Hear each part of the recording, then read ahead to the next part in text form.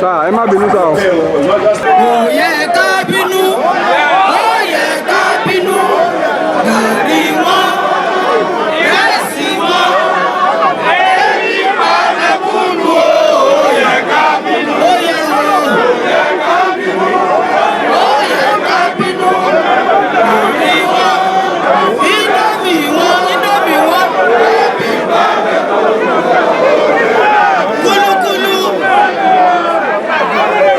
Prices of goods and services, they are now out of reach of ordinary and common man.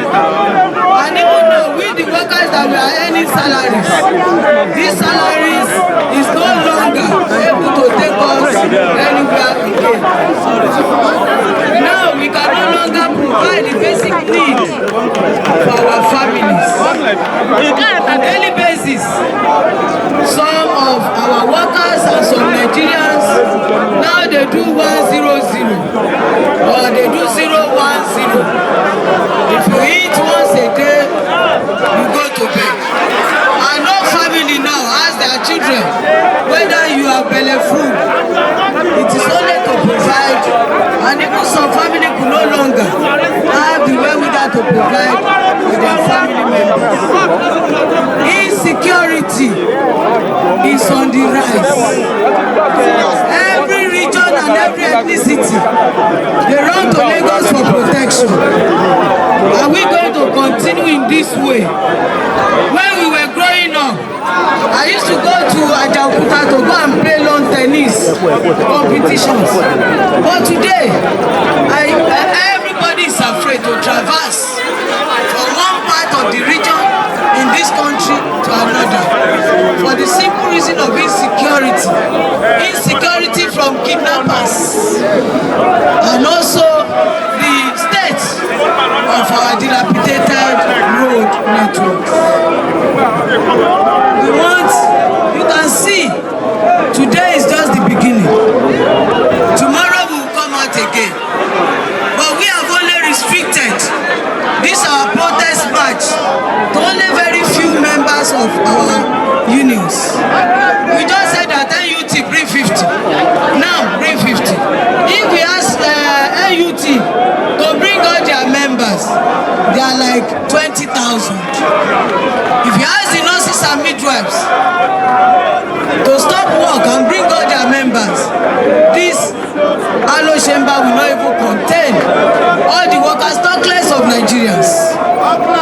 And this peaceful rally, we want the government, we want president to hear that Nigerians are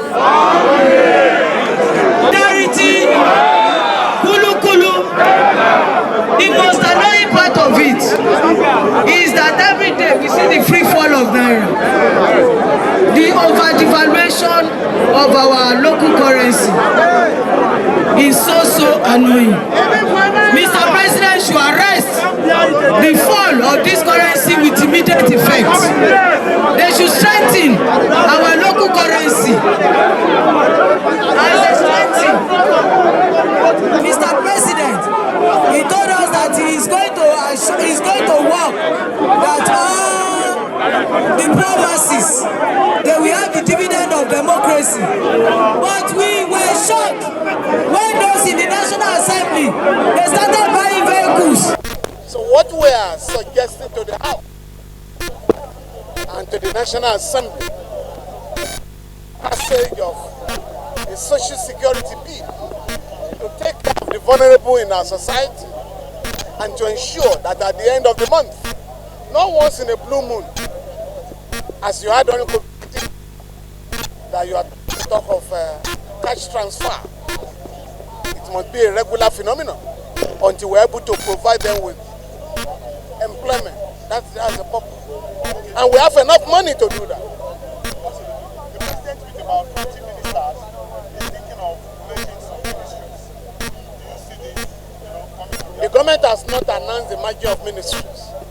What the government has done, pick up a report prepared 12 years ago, the Oronsai report. That report is outdated. It does not reflect the current situation. In fact, the Orosanye panel addressed 263 agencies and asked that they be reduced to 161. As of today, Nigeria has 1,316 ministries, agencies. So where do you start from? Even this regime has created new ministries, has created new agencies. Today there are ministries, about 10 parastatals. So if you want to reduce the cost of governance, right, start from the top. How many ministries do we need? How many ministers do we need?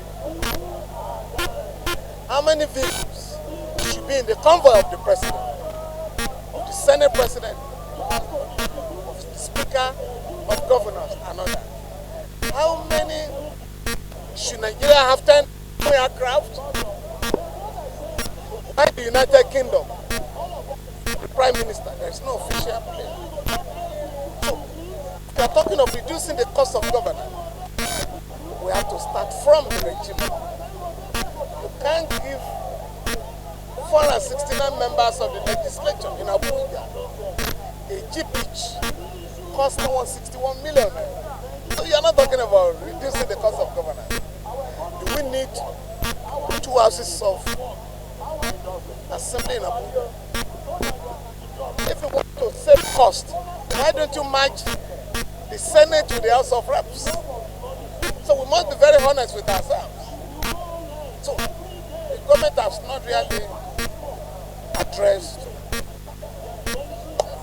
reducing the cost of government. Of hunger and sufferings of the people of the state and Nigeria. However, we passed a resolution to the governor to roll out palliatives, permanent one, to the people of the state. And just about 6 years ago, the governor of Lagos State, Governor Babajide Olusola Sanwo-Olu, rolled out these palliatives and talk about reduction in BRT and all other ones. And just yesterday, special committee was inaugurated, and we assure you that by the grace of God, things will get shape in Lagos State and Nigeria as a whole by the grace of God. On the issue of our senior advocate of Nigeria that mentioned about social security and unemployment bill, we will report back to the leadership of the House, and we assure you we will look into the bill and something will be done about it. Secondly, on the leadership of the NLC here, you acknowledge that Lagos State is one of the safest states in Nigeria today. And Mr. Speaker is always on the issue of creating a state police. And we thank God today, at the federal and all state governors, they've all agreed that there must be a state police. If we have to start state police, Lagos State, we are ready for the state police. I want to thank our commissioner for always making Lagos State one of the safest states. Thank you very much for listening to us. We will deliver your message to you, Mr. Speaker. Thank you. We are coming out again tomorrow. Great Nigeria people! Of the greatest Nigerian people! The issue with the ground is very simple. The soldiers, they built 3 refineries in about 6 years after the Civil War. But since 1999, about 24 years now, these people have not been able to repair those refineries. That is why we export cheap crude oil. And the dollars we make from the cheap oil, we use it to import expensive petrol, diesel, and other petrol products. That is where the problem of the exchange rate madness.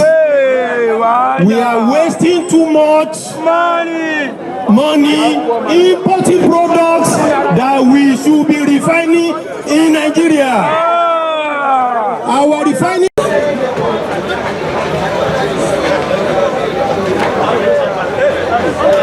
Sorry, sir.